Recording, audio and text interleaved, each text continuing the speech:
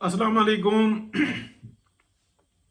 सबसे पहले तो रिक्वेस्ट है जी, चैनल सब्सक्राइब करें, लाइक करें और शेयर करें। और मुझे कहना नहीं अच्छा लगता, लेकिन 3 साल हो गए चैनल बनाए हुए ना, फिर मजबूर होकर कहना पड़ा। और वैसे ये बात ज़रूर है कि रिक्वेस्ट जब भी मैंने की तो एकदम सब्सक्राइब्स बढ़ते हैं, और बहुत शुक्रिया आपका।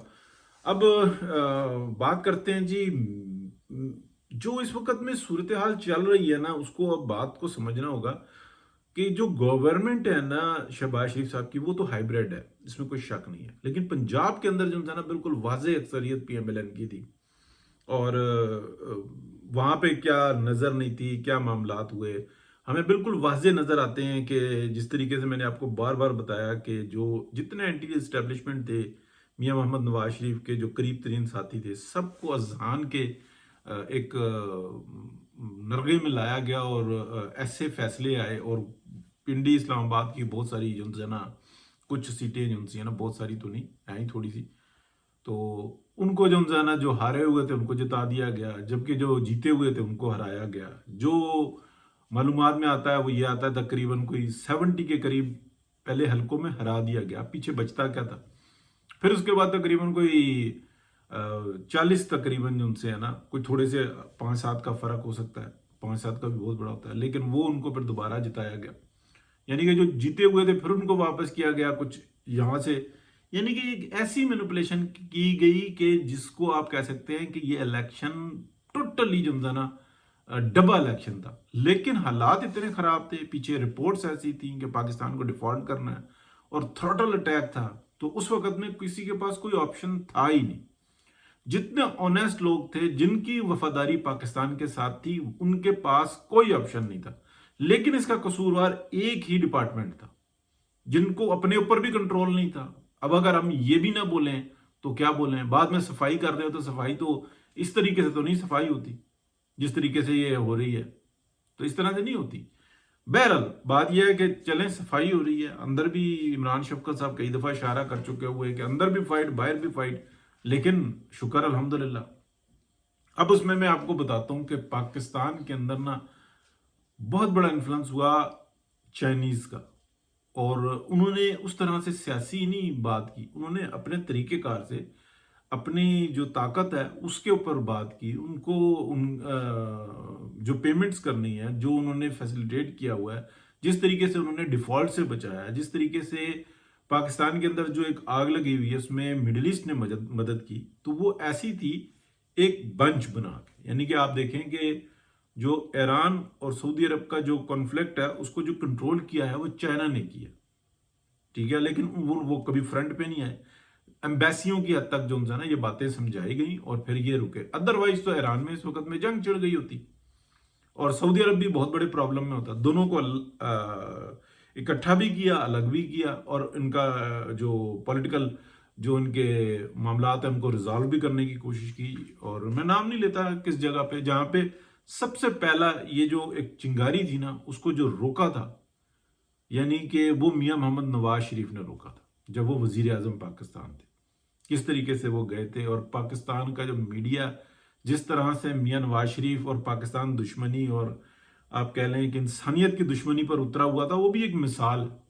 सच ही बोलना चाहिए इंसान को। किसी को बुरा लगता है तो फिर वो लगाता रहे, और वो ऑलरेडी लगा रहे हैं। वो तो अपने लेवल के ऊपर ही बात करते हैं। किसी मीडिया के ऊपर तनकीद होती है, वहां पे तो अच्छे से अच्छा शानदार सहाफी भी एकदम मुंह पे ऐसे उंगली रख लेते हैं।